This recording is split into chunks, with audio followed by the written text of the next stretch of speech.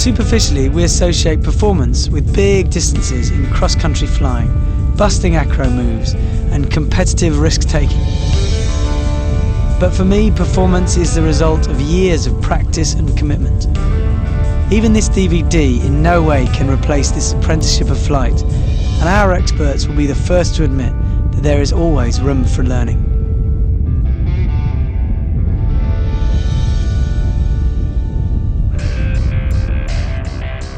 It's now time, not just for an update of my previous films, but also an addition.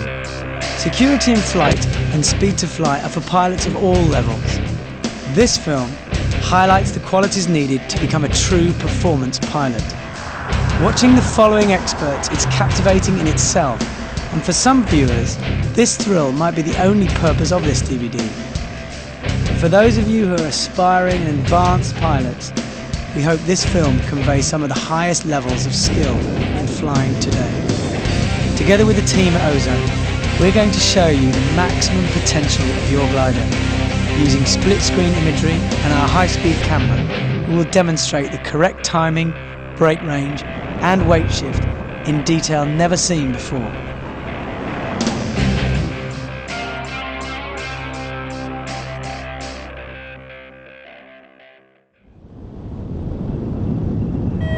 Welcome to Cloud Base. Over the past few years, glider design and pilot techniques in both cross-country flying and in acro have come on in leaps and bounds. So together with the boys at Ozone, going to various places around the world, we're going to show you just what improvements have been made.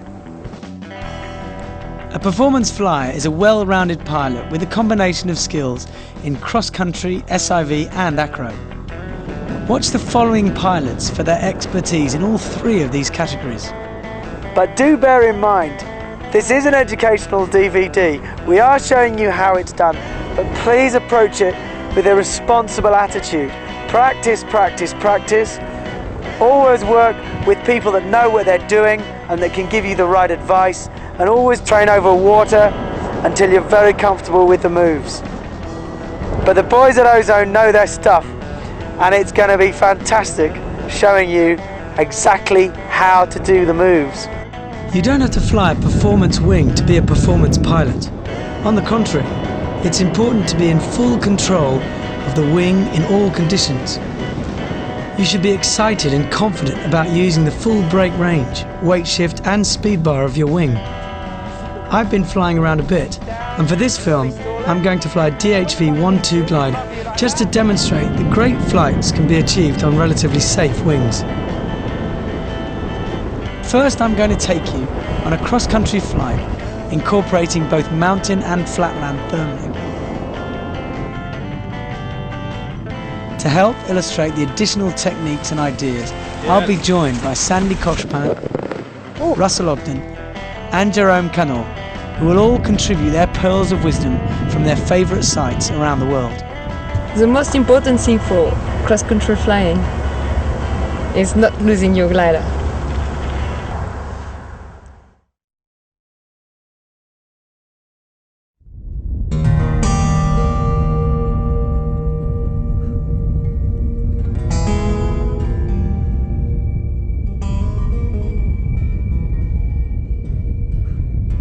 Whether you fly on your local hills or in the Siberian Altai Mountains, cross-country flying is almost a spiritual experience.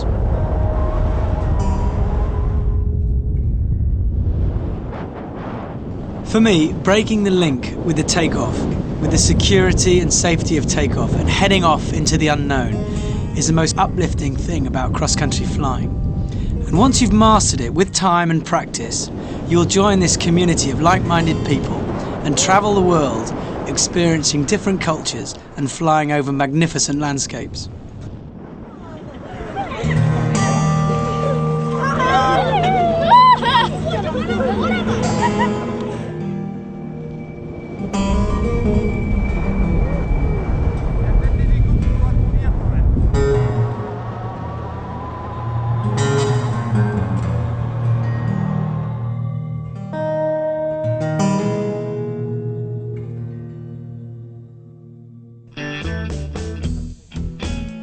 At this point in your flying career, you know the value of preparation, and you don't spend precious brain power fiddling around with your batteries in flight. Before even going up the mountain, prepare and research, visualising your optimum route, getting detailed weather reports, and making sure your gear is all sorted.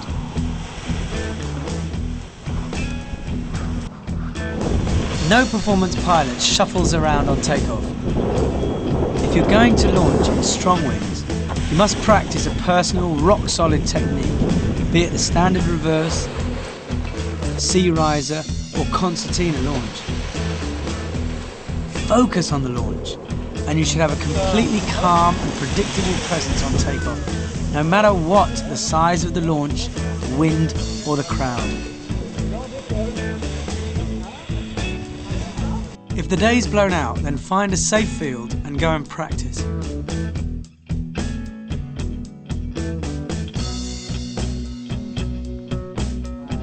Similarly, no performance pilot sends pedestrians diving for cover on landing. Excuse me! Make sure your landing skills mature in pace with your flying, and discipline yourself and practice spot landing on every touchdown.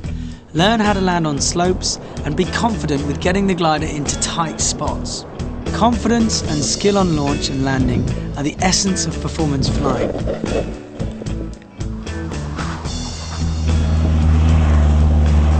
Here we are at 6,000 feet on the summit of Babadag in Turkey. We've arrived nice and early so that we can prepare ourselves for a good flight ahead. You can see the cloud base is quite low, and that's going to rise as the day gets better and break through inversions. So all we're doing now is we're prepared, we're watching the conditions, and the minute it gets good, we're off. Meanwhile, at the same time, Sandy is preparing to launch from her favourite spot in Chamonix. I think it's very important just to feel the evolution of the day to do a morning fly, because like that you will be able to judge if it's a stable day or if it's unstable, if you will have bubbles or real thermals, and this will drive you to the way you will have to go in the thermal.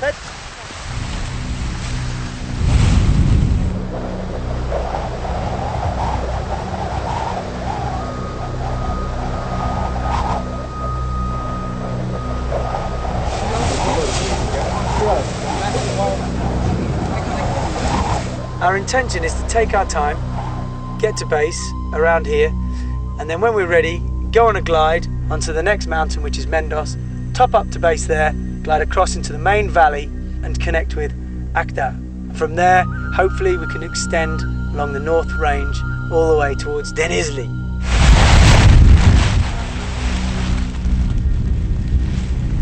I would say the first step is to be good at takeoff and very precise on landing, so that you can land anywhere without windsocks. And the second step, I would say, is to have material which is adapt to your level. Most of the people we see flying cross-country got some glider which are too performance for them, and they just use 20% of the glider and they are in danger most of the time. Hello, welcome in Chamonix Valley! Takeoff from UTV, now takeoff just behind us. And now we are doing ridge soaring on the UTV. You can see Honjoras just behind. It's great.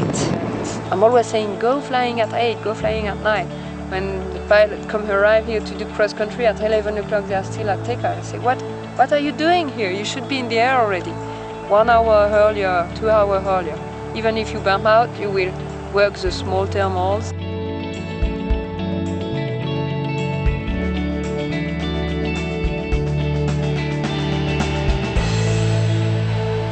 Then maybe you go up again for a second fly, but you will have already the touch of the air, because each day is different.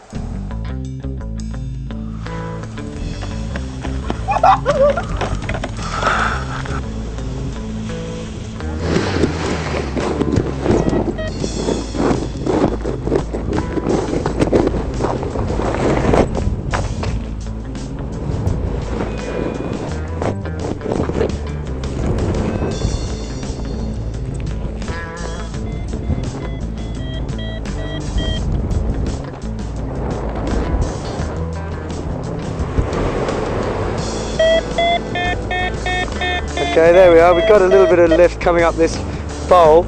You can see the wind through the trees. So it's looking good. Oh, it's all good practice. Scratching around. A good flyer doesn't lose his cool in light conditions. The same pilot that can stay up in the light lift when everyone else is bombing out is usually the pilot who can get up, get high and go far in the strong stuff. Never let boredom make the decision for you. Stick with it. Be patient. Get in close. Keep searching. Even the top pilots get dispirited in light conditions. Okay, I'm going to move on from here because that thermal's actually not very good. Wow, I got a crow going up in front of me really nicely. Here we go, where's our crow gone? No, he's just glided off now. Here comes the thermal. No? Come on!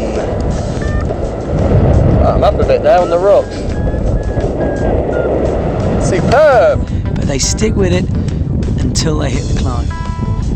Light lift often means little turbulence, so that's the ideal time to practice getting in close. Yes, it's good, it's good. Watch Jerome skillfully flying close to the cliffs. He's geared down, he's flying slower, making relaxed use of the light thermal. Yes. I try with a little brake. Now watch him as he breaks away from the ridge to get into the lift and give himself space from the cliff.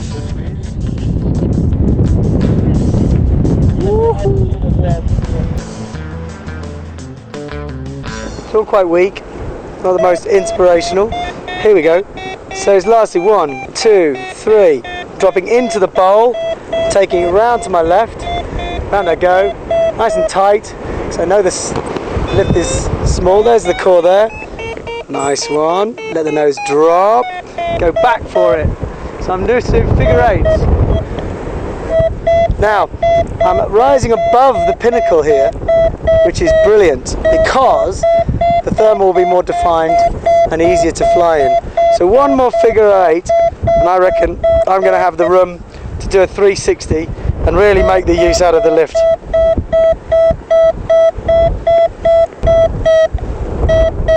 Now I'm above the pinnacle.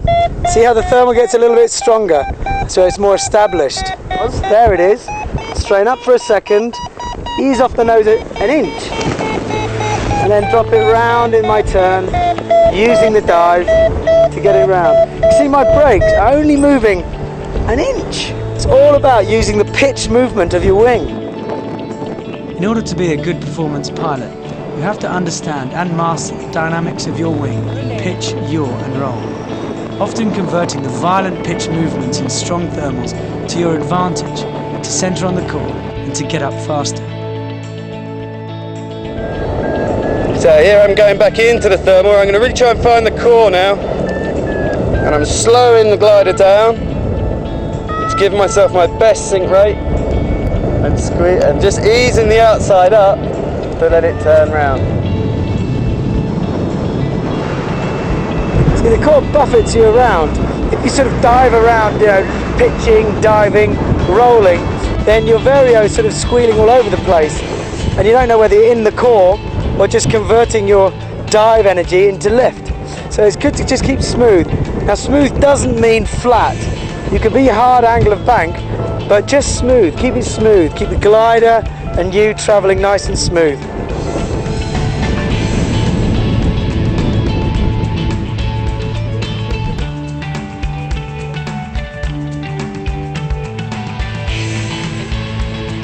Don't be afraid to crank your turn into the core. At the same time, keep a smooth angle of bank by using the outside brake to keep the leading edge dissecting the horizon and don't let it drop towards the ground. In small, strong cores, you should be able to turn right on your wingtip, again using the outside brake to monitor your leading edge. So we've got a good core here. Here we go, bank it around. Woohoo!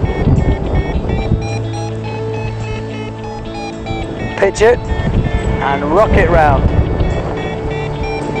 Don't let the nose drop too much. Keep the leading edge level with the horizon.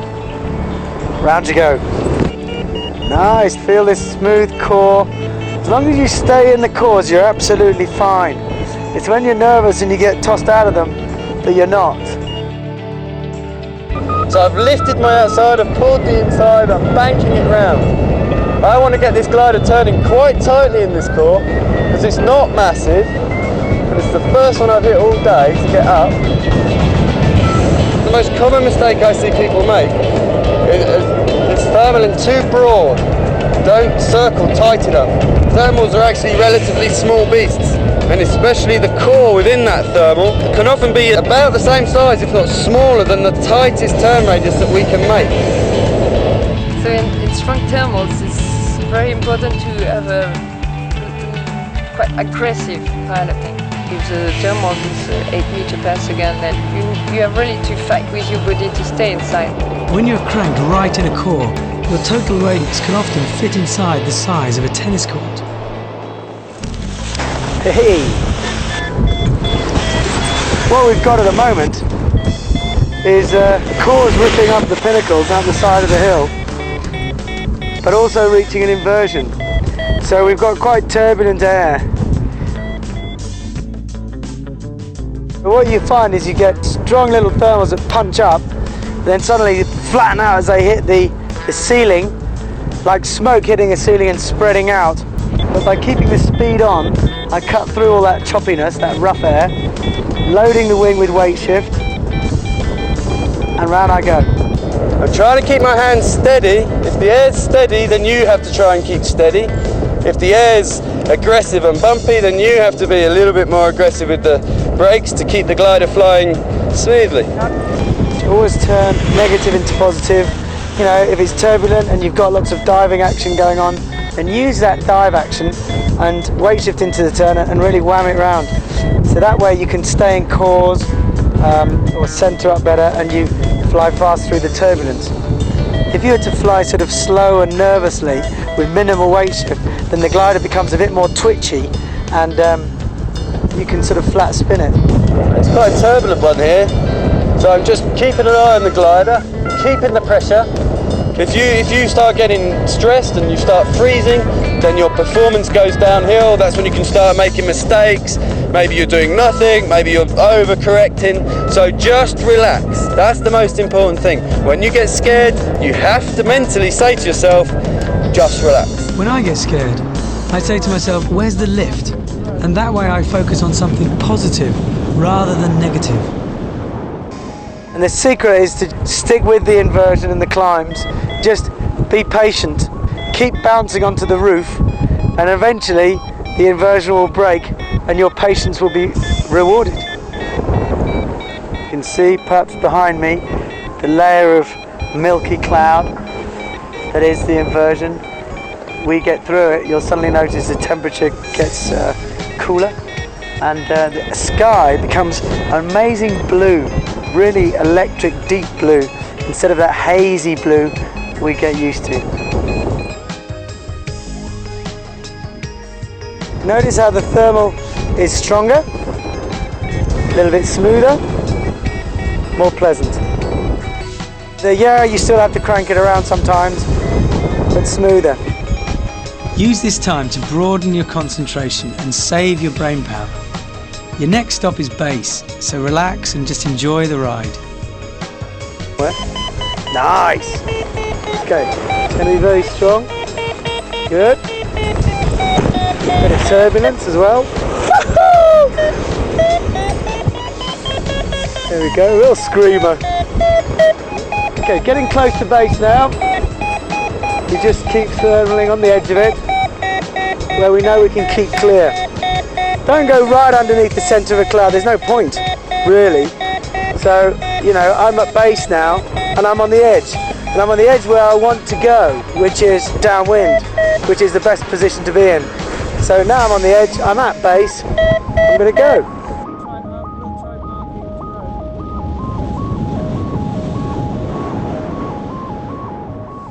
After, what is very important is to anticipate where you will go, because if you decide where you will go when you are at cloud base, it's too late. You lose some time, when you leave the cloud base, then just decided to go to a point. So what would have drive you to go to this point is what time is it, the orientation of the slope, the general wind, and also every information that you can get. It can be the birds, it can be the trees, colors.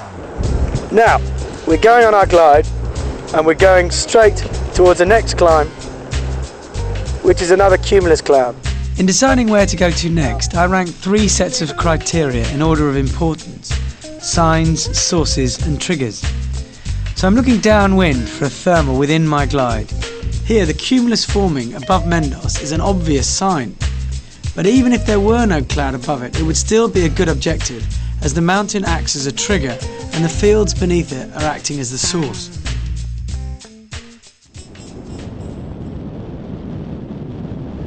If you look to your logbooks, you'll probably notice that many of your cross-country flights end at the 20-kilometre mark.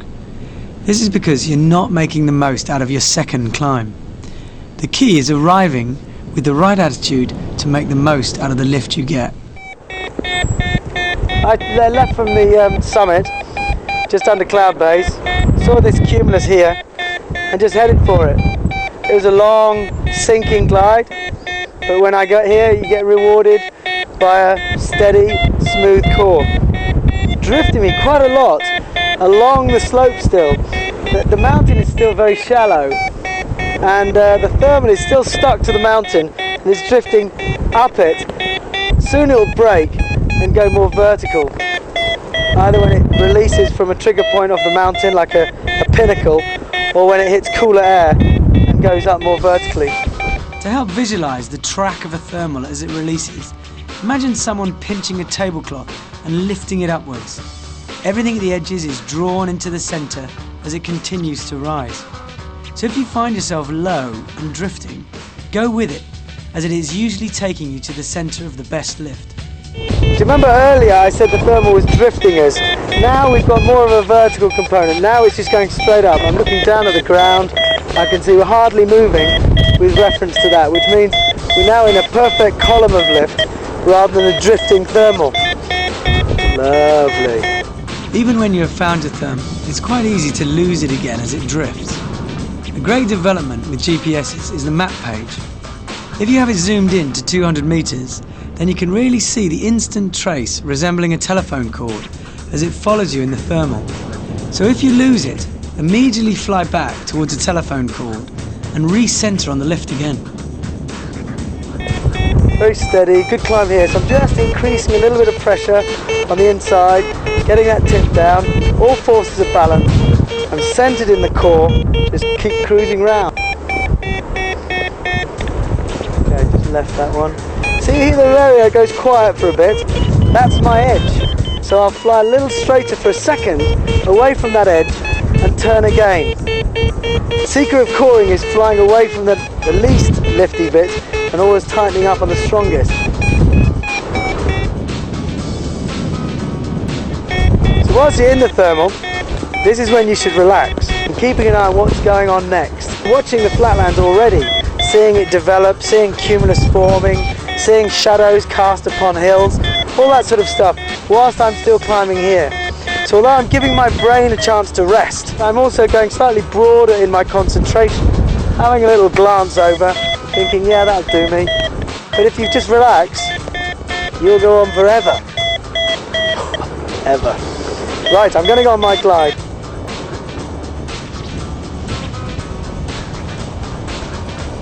So I'm looking out in the valley. I can see there's cumulus clouds out there. So I know it's already working. That's it. No more complication. Cumulus clouds is working. Whether they're there on my glide or not, doesn't matter. They were there once, so they will be there again. So I just keep going.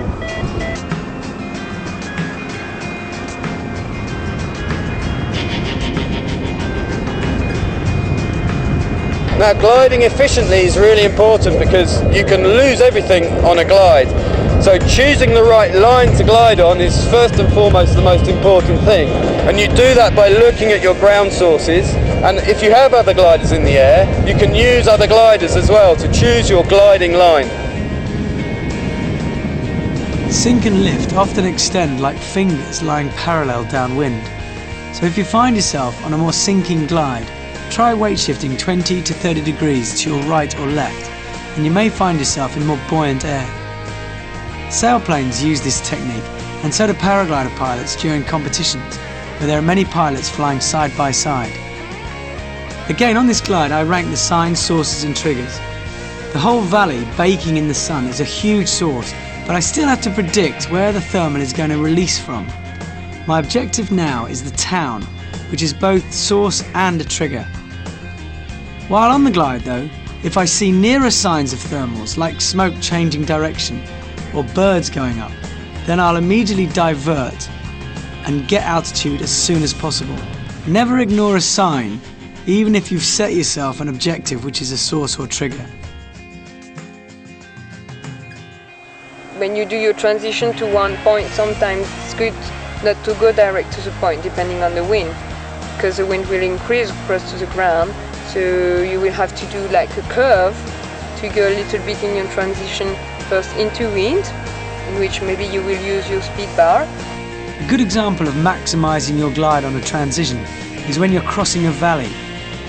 You know the valley wind will be stronger lower down, so while you are high, fly with a little weight shift diagonally across and slightly into wind. Then as you arrive lower on the other side, you can use the wind to drift you back onto the hill. What you don't want to be doing is struggling into wind on the other side of the valley crossing.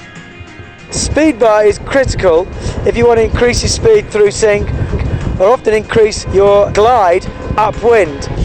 But a speed bar that's used badly is worse than nothing at all. People make the mistake that they think, I've got speed on, so I'll just have a little bit of brake just in case. And that's a bit like driving down the motorway with your handbrake on. You either want to go fast or not. You squeeze it on gently, nice and smooth. As it pitches down and then comes back up again, squeeze on the last bit so that it gently flattens out. The glider does the work for you. You control the pitch through your feet, and it's more efficient and you get no deflations. Now, when you're gliding on your speed bar, the way I control the pitch and the way I feel the pressure in the glider is by using my rear risers. Here, I take hold of them, I hold them up by the mailon, and I just put the weight of my arms so I can feel the tension in my rear lines. That way I have some feeling I have control on the glider, but I'm not actually pulling on the brakes, which is creating me drag. You never use the same sort of pressure on your risers as you would your brakes, but you can affect the pitch of the glider by gently pulling on your risers. That way your glider has a chance to build up the pitch and stabilise its glide. It's a lot more efficient. I can see the air rushing up my trousers. Johnny Fart Pants, away!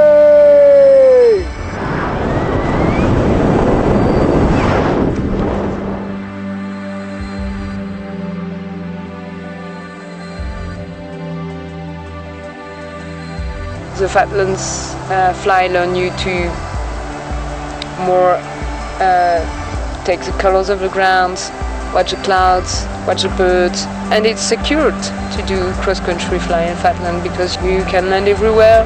So it's a good way to begin cross-country and to go in the Fatlands. As we've got lower, I can feel the temperature increasing and the thermals are slower. I've got one now.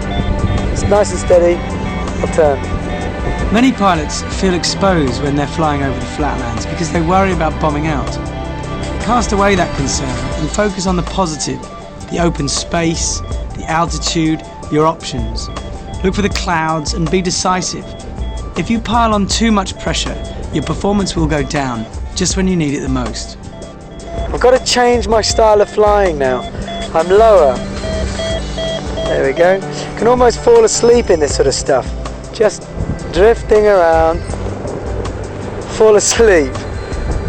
Why not? It's so smooth. And the mistake people make is that they go from flying at cloud base or high and the thermals are strong and rough, whoa, and they're dealing with all that. And then suddenly they leave cloud base, all the noise and the pitching and diving, they're still sort of hyped up from that adrenaline pumped flight. They come into the valley And all you've got is this quiet, gentle, smooth lift. And because they're still doing all that muck, they find this lift, they think, oh, this isn't good, this is rubbish, there's more around, and they leave it. But if you gear down, chill yourself out, drink your water, relax, fall asleep, you'll be able to use this stuff and go further.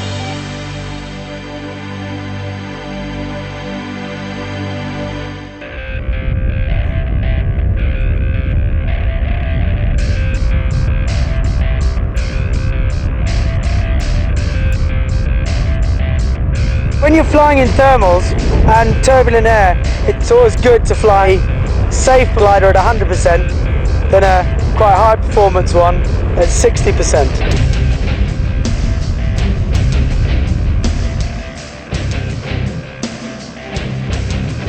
Now, the harness plays a really crucial part to the stability and handling of a wing. 42 centimeters is that, from my elbow to my fingers. 42 is the harness setting all gliders are tested with. So, when you have a deflation, I'll just do one now, have a deflation, lean into it, recovers 90 degrees, okay? That's at 42 centimeters of separation. I'm going to loosen us right off and make the harness really wide, which means there's going to be big movement of weight when it deflates. Same deflation, same leaning in as before, and it goes to 180 degrees. There's no point flying a safe glider with a dangerous harness setting like that because it changes the characteristics. Having a wide spacing is good if you want to feel the glider, but not good if you want more security. So it's your choice, but you've got to make a good calculated one. Alternatively, close mailons can encourage your risers to twist more and can lock you into a spiral dive. In addition, it can desensitize your feeling of the wing, which can delay your response time to turbulence and deflations. Okay, as the design of paragliders have evolved, we've got gliders that now fly at a really beautiful glide rate, very flat. But one vice they do have is that when you do a symmetric tuck, they hover a little bit before they dive. Now you've got to let the glider hover and then dive, because if you don't, if you break it whilst it's still hovering, you'll go into a stall. Okay, I'll do a symmetric collapse, so front risers, bang! There, hover, gently dive, okay? So whilst it's still quiet, resist that temptation to break it. Always remember, if it's quiet, keep your hands up. When it's noisy, you can start squeezing on the brakes. Here is a good example of the glider hovering back in a semi-deep stall. It is important to give it time, keep your hands up and trust the glider, and allow it to then spontaneously recover itself, breaking the dive if you need to. Too much brake at the wrong time will cause the glider to start to drop back into a stall. If you let go now, then the dive will be more violent, leading to a huge symmetric tuck, or worse, you falling into the wing. So you must break the dive if it's a big surge. Similarly, with an asymmetric tuck, it is important not to overreact.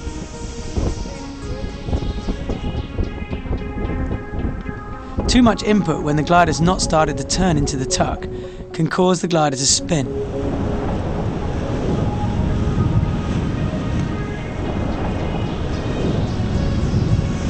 If your glider goes into really bad spin, the important thing is if you can see the ground, then you can release the brakes.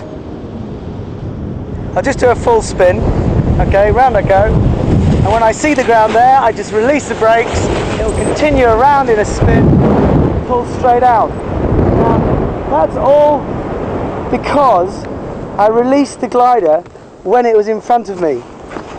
If I was to release the glider when it was behind, then it would be a different story. Big dive, big collapse, change of direction, twist.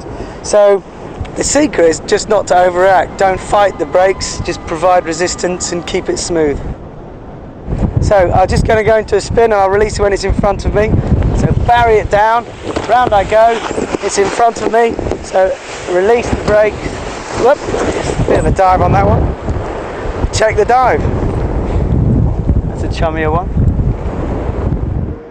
It's also good to know your glider's point of spin so that it keeps you safe in strong thermals and maximises your performance in cores.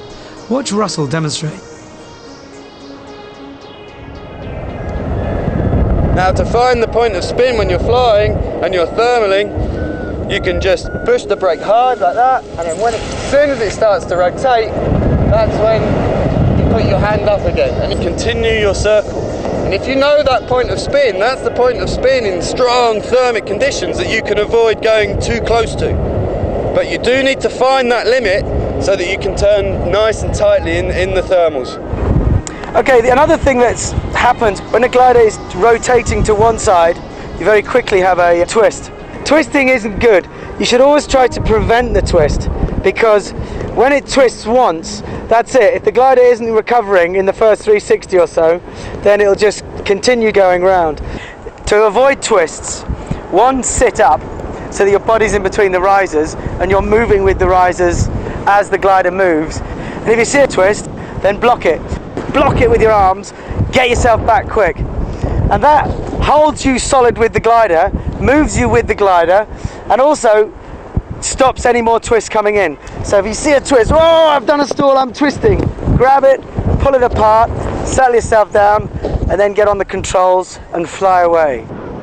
Now to kick out a twist is very easy. I'll just do a few twists, block that like that, my arms become my risers. Once I've stopped the twists, the glider's back to normal, then I'll start kicking it out. To kick it out, you just do big scissor kicks and untwist yourself. Once it goes round, you see how quickly it goes the minute it's allowed to be freed. In a moment, you're going to see some of the Ozone boys doing some amazing acro moves. But before you even consider doing acro, you have to be able to recover from it if it goes wrong. For example, the stall is used a lot to recover from a spin or a sat that goes badly wrong. It's a manoeuvre you should be able to perform with complete confidence. So when I switch to a new glider, I'll stall it to build up my confidence in the wing and also my ability to recover it. The full stall can be disconcerting because there is a period of perceived weightlessness during which the pilot falls backwards. Watch how Jerome's upper body goes from vertical to past the horizontal as the wing goes into full stall. It's important to keep your head straight, your piloting active. The wing will thrash around, so keep your arms engaged and don't let the forces snatch the controls away from you. Done correctly, you can lose as little as 40 metres from start to finish and have a descent rate of only 6 metres per second. The wing may also turn, as it does here in the example. But don't worry about this, it should not affect your smooth release and control of the dive. Now to stall, it's very easy. All you do is make sure you're sitting upright as much as you can, and you're nice and tight in your harness, and you bury the brakes and stall it. When it becomes above your head, you then ease the brakes off, check that dive as it comes, and fly away. So I just demonstrate, bury the brakes, back I go. Comes above me, just gently ease off and fly as normal, and it recovers. Now if it gets a little cravat in, or a little tip cravat like that, all you do is go to the stabilizer line, give it a little tug, okay? So it's nice to check you know where the stabilizer line is, because it's not always on the front, it's often on the B riser going to the tip. Sometimes a different colour, but it's good to check, okay? One tug on the stabilizer line gets a cravat out. Have a look at this sat that went wrong. Too much brake induced a spin. The pilot stalls his way out, but you can see the right wingtip has a small cravat, which could lead to a spiral. So all he does is tug on the stabilizer line and it pops out. So unless you're prepared to be able to stall a wing, don't start thinking about doing acro. Here, Russell demonstrates a great stall recovery from a helicopter that went wrong. Keep our legs tucked in, keep it going round. As soon as it goes off there, I stop by stalling, hold the glider in a stall, let it stabilise and fly away. Don't be indecisive, okay? When you decided to stall it, you're going to stall it. But once you've locked your arms on and you fall back, the glider reappears, then begin the easing up of the process and check that dive as it comes. So you just bury the brakes like that, it goes back, comes above my head, and I start easing the brakes up, let it dive a touch, and fly.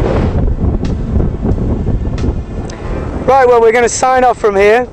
You've learned your thermaling, you've learned a bit more about SIV. Now we're going to hand you to the boys in Annecy. We're going to show you some excellent manoeuvres and how to acro properly. I'm going to have a little play at Sat. Whoops, bend the arm. The acro you're about to see is performed by factory pilots with thousands of hours. Always practice acro over the water with appropriate rescue equipment and under the fully qualified supervision of an experienced instructor. Always practice acro suitable to your health and level of experience. Now enjoy.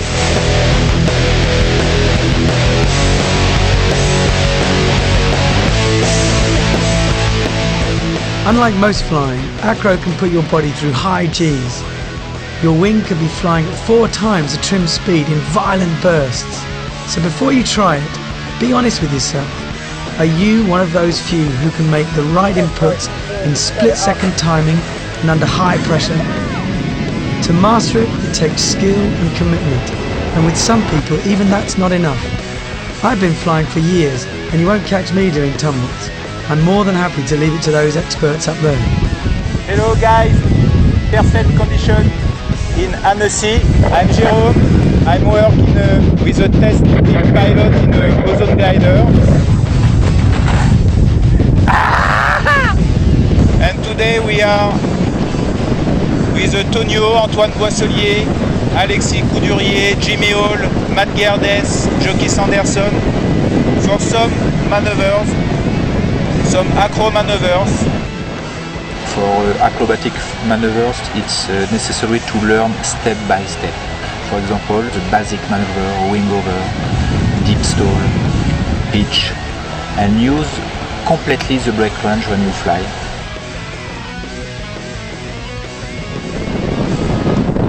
Now we start with the sum wing over. Wingovers are the foundation of all acro moves and are a real art. It's all about timing of weight shift and brake. For me, a real accurate gauge of how skillful a pilot is seeing how well they can do wingovers, elegantly switching sides and keeping the glider inflated and positive throughout. When you're learning, it's a bit like rubbing your stomach and patting your head at the same time. But when you get it, it really does click. I think the main maneuvers to learn the glider to start will be the wingovers first. I think it's the base, because the pendulum is really important. I work for wingover with my view.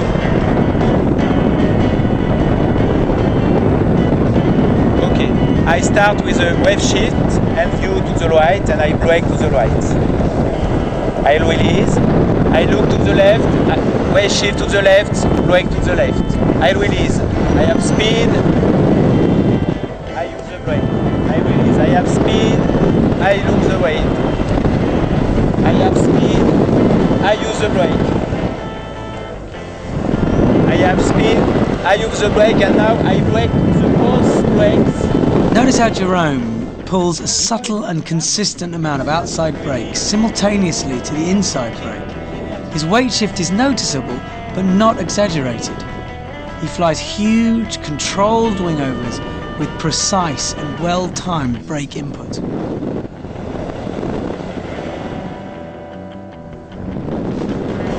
For me, the key of a wingover is getting the entry right. Your first wingover is really important.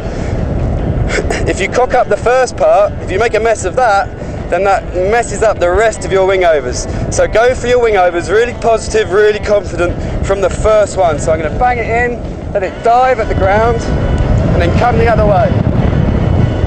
And again, weight shift nice and early, over, and again. That's good. Comme ça. Use the brakes, the opposite brakes, when I feel a lot of weight in my harness. It means a lot of speed, and it's okay to use the brakes. If I feel when my body go up, when I feel less power, I don't use my brake because I miss. There is not enough speed, not enough energy, and it's no good. The risk is collapse. One of the major breakthroughs that I had in acro flying was probably just nailing wingovers.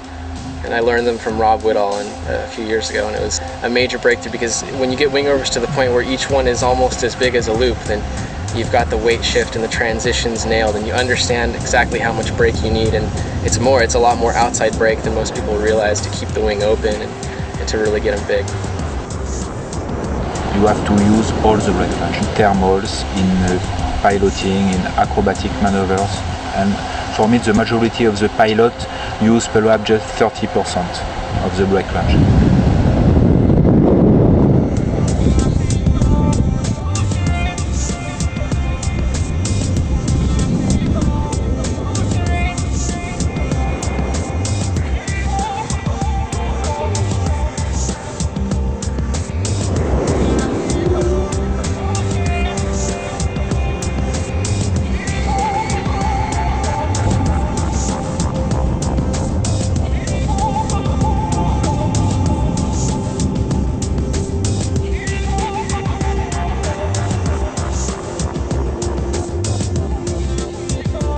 I think wingovers is the most important part. It's like the backbone of so many tricks, and unless you can really link together wingovers and not just, back and forth, but nice high ones beyond 90 degrees, that's when you're ready to progress and move on to other things like looping or anything else. But until you've got the wingovers down, that's what you should be doing. And they're so fun to do. I mean, you never get tired doing wingovers. The asymmetric 360 is technically easier than the wingover because you are not changing direction, but like wingovers, it gives you an understanding of weight shift and brake timing. This manoeuvre focuses on speed. Paragliders don't have throttles, so the only way we can increase our speed and give us energy to do loops, etc., is to build up on that dive moment. Imagine in a wingover, at the point where you would switch sides.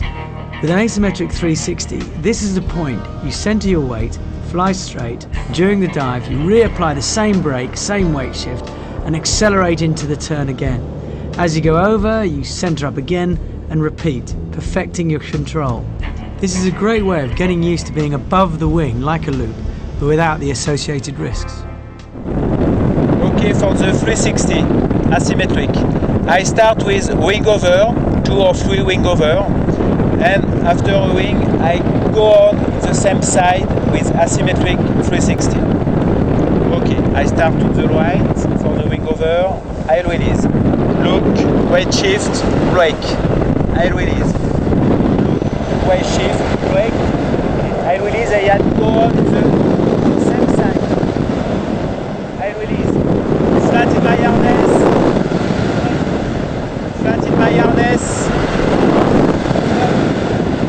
flight in my harness, flight in my harness, I go out, I wait slowly for a straight fly. Don't underestimate these maneuvers. It's crucial you practice the wingover and asymmetric 360 until you are completely happy with your control and timing before moving on to more extreme maneuvers like loops. Now we can see a lot of images of acrobatic, and perhaps a lot of pilots feel it's very easy.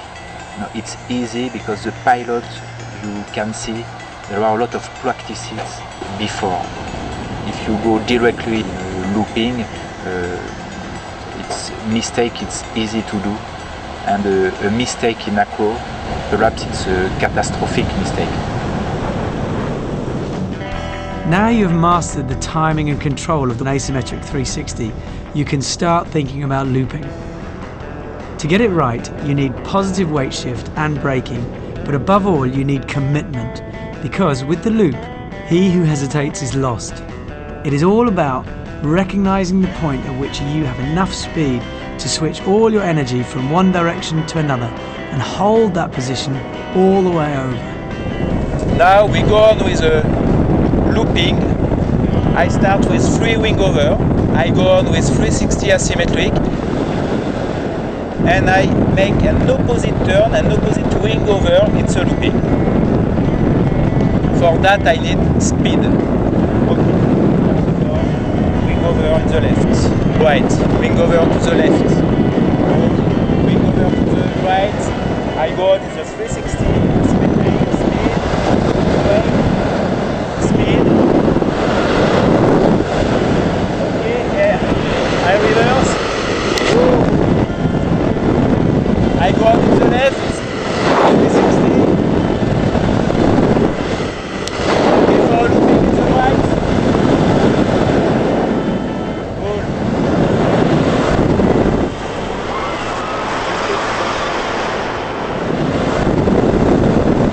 and I release slowly, stable.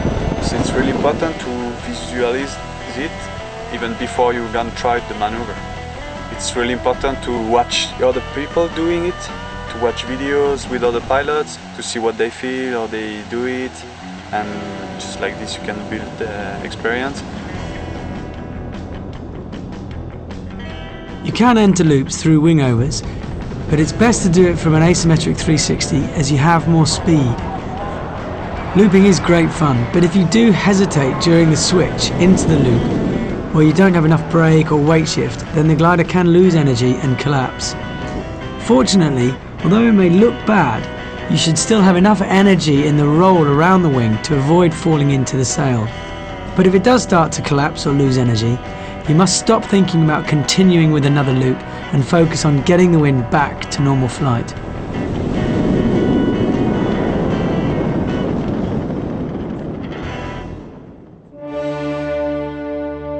Created by Raul Rodriguez, the Sat is a blend of a spin and a spiral, where the centre of forces are between the glider and the pilot, and the glider starts to spin, yet remains positive through the roll bank.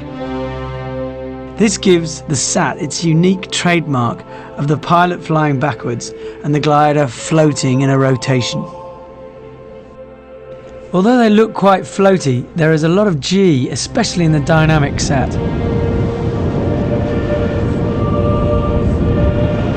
The key to a Sat is your body position when you start the Sat. It's best to have no brake in your left hand so that you hold your risers. You don't need to push your risers for the Sat. The fact that you're holding the riser there is just to lock your arm to keep your weight shift in, because when you enter the Sat, everything wants to throw your weight shift away. If your weight shift gets thrown away from the Sat, then you'll find that you have a very fast rotational spirally type Sat. If you can keep your weight shift in the Sat, that can slow the rotation of the Sat. So that's why we hold our arm like that. We don't need to push the riser to make it actually Sat. There are many variations of the Sat. The best way to learn is from a progressive Sat entry, where you do a 360, and at the point when the glider drops into the accelerated turn, you apply a lot more inside brake, as if you're trying to spin it but not quite, holding your outside arm on the outer risers to stop yourself from being pushed out of the turn. You see here, Jerome's got his inside brake and weight shift locked on, and the glider's going around in a smooth rotation. Once you're in a Sat, then you'll know because of the feeling of flying backwards. When you want to exit, simply ease up with the initiating brake, center your weight, and bleed out the energy. Normally, once pilots have perfected the progressive entry, then they usually prefer to enter from a 90-degree turn, as it's much faster. Now Jerome showed you how to do the standard entry Sat from a 360. I have another method, and that's just by using the energy and dive, not of a wing over, but just by a jink the opposite direction. So we just do it from a left-hand turn first. I come off, I hold my risers, now I go right, Once it's facing the ground, now I pull more. And there it is, in the sat. Now once you've got it in the sat, you can control it by using more and more brake on the inside. The more brake you use, the slower the rotation. Obviously you've got to be careful that you don't spin the glider. If you spin the glider when it's in the sat, it's called a coconut. Now to release, I ease off the inside, a little bit of outside, and I come out of my spiral. Nice and smooth. The key to doing nice sats, I believe, is to be nice and smooth with the entry. As you improve your technique, you can try more exciting variations, like the dynamic or rhythmic sat, from different styles of entry as well. It is all about what point you initiate the manoeuvre and what you do once you're in it. Jerome is going to demonstrate, but notice his hand and body positions. You know progressive sat, and you know also 360 asymmetric. We can make the both in the same times. I start with 360 asymmetric, and I go in a sat, and it's a dynamic sat. Okay, I go now in a 360 in the right, asymmetric. I'll release. Okay. One more. Okay, and now I go in a sat. Yes.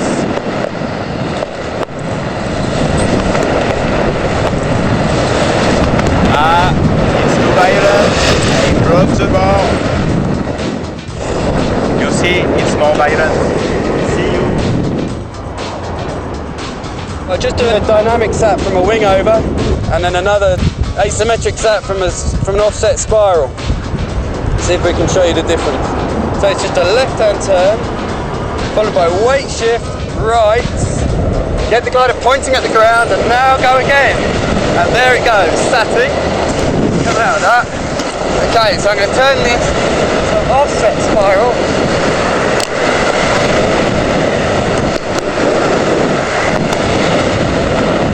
That's good. Okay, dynamic sat. Play. Watch it.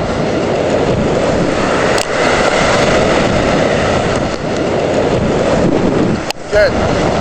With the sat, there are only two things that can really go wrong. Either pulling too much brake and spinning it, or not enough brake and going into a spiral.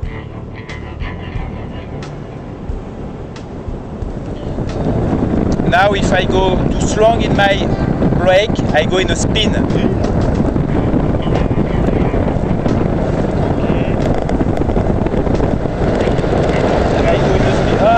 much. In a spin, I release. Okay, with a big pitch. Our next manoeuvre requires a completely different mindset. To master it, you need finesse and great sensitivity. Too heavy-handed, and you'll need to stall it out. The most important thing to master before you do a helicopter is the deep stall or parachutal point. Once you can recognize this point and can hold the glider in for a while, then you can start to initiate a spin, keeping the glider fully inflated and stable in a rotation on its yaw axis.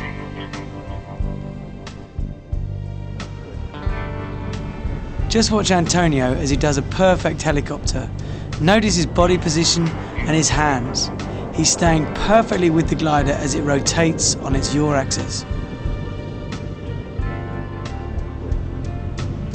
Doing a helicopter and keeping it in a stable rotation is a very subtle art, and it's a very fine adjustment on the inside brake.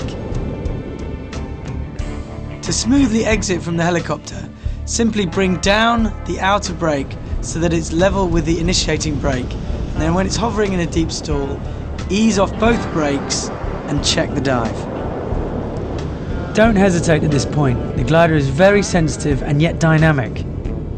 Okay, the best way for me to do an helicopter, it's first to understand and to know the deep stall stable with not a lot of brakes.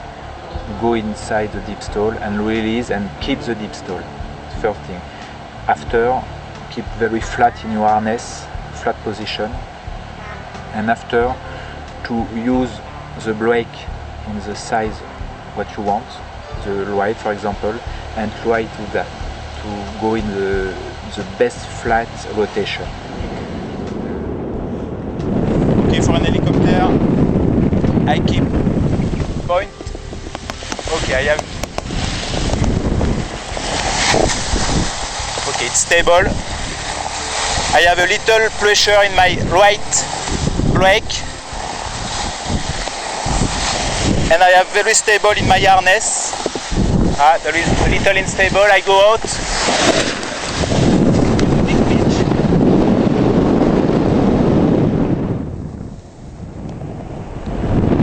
For the go out,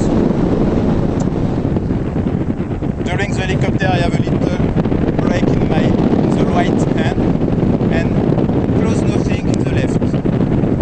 To go out, I go in a symmetric position with a little brake, and the glider stops the rotation, and I have in the deep stall, and I go up of the deep stall.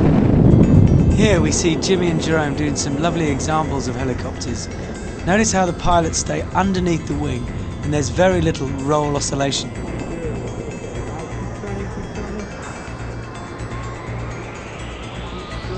What can go wrong? If the glider starts to oscillate off its yaw axis, then it's time to recover it straight away. Because if you hold on the oscillation, then it can get worse. Here's a good example of a helicopter going off the yaw axis and start to oscillate. You can see Jerome recognises this point, starts braking the glider so that it starts to drop back into a stall, then eases off and brakes the dive.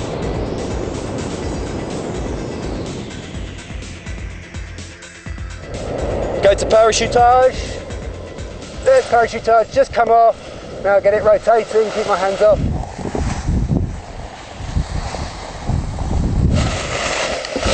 Okay, now I'm going to stop it, just stall it, hold it in the stall, ease out. Woohoo!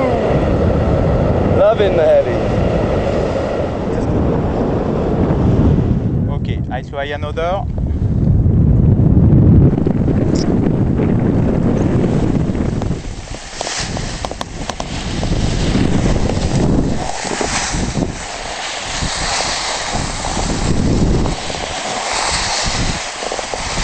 Okay, very stable. I go out now.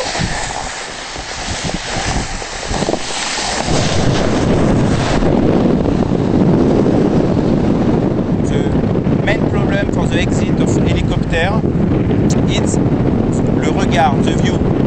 If you look the glider, the problem is you lose your ripper. You have to go down your eyes, your view, to see very far away, to have a contact with the ground.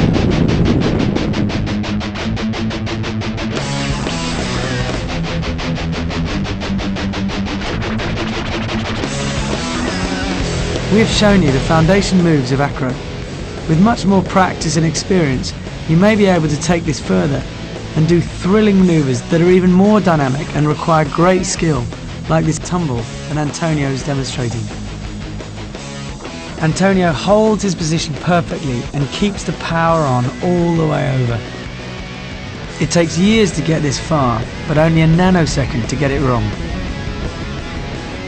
Yeah, for me it was not a fantastic tumble at all. It was one of the worst for me, even if it went quite good at the beginning, but then I was kind of out of control because I lose the lucidity, because I should have said, okay, I stop now. And with this kind of maneuver, with this tumble, you have just a very short timing to stop the maneuver safely. Otherwise you have lots of chance to fall into the glider or in the lines, and that's what happened to me. And I was lucky with the opening and everything, with the rescue was alright, but it can be very dangerous.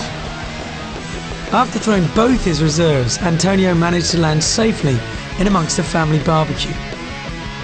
To me, acro would not be fun if there was no fear. If it didn't give you a rush to do it, if you could go up there and flip over your glider and just ho-hum, fear is just part of the game. You deal with it, and some of us like it. I kind of like scared myself, I guess, or I wouldn't do it. My favorite maneuver is the tumbling. It's the strongest feeling. Just go above the glider and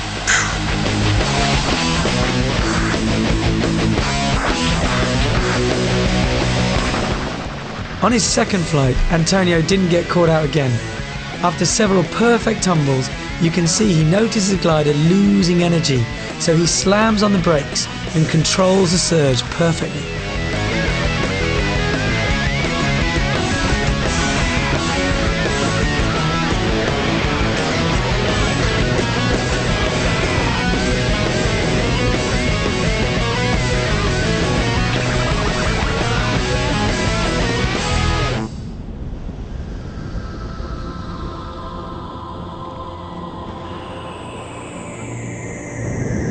After watching this film, please don't think that acro is a piece of cake. These pilots have great skill and have been practicing for years, and as a result of their dedication, they are fortunate enough to become professional. We are all individuals, and we all have different ways of taking in information, practicing, and then turning it into perfection. So it is important for you to progress through acro at a pace that is comfortable for you, and only move on to the more extreme maneuvers when you have mastered each stage and you can genuinely visualize all aspects of the intended maneuvers. But the most important thing with all aspects of flying, whether it's thermaling or acro, is to practice. Dedication and airtime makes you instinctive and gives you reflexes that keep you safe and can turn you into a great pilot. We hope you've enjoyed watching this film, and if it makes one pilot safer and all of you want to go out there and improve your skills, then that is our reward. I think the best thing about paragliding is that it's such a small, close-knit community that even the top guys are approachable. So don't be afraid to ask and learn and make the most out of this great sport. We've distilled 20 years of experience into just 70 minutes, so please use this film as a reference and come back to it from time to time, and you'll be surprised at what you pick up each time you watch it.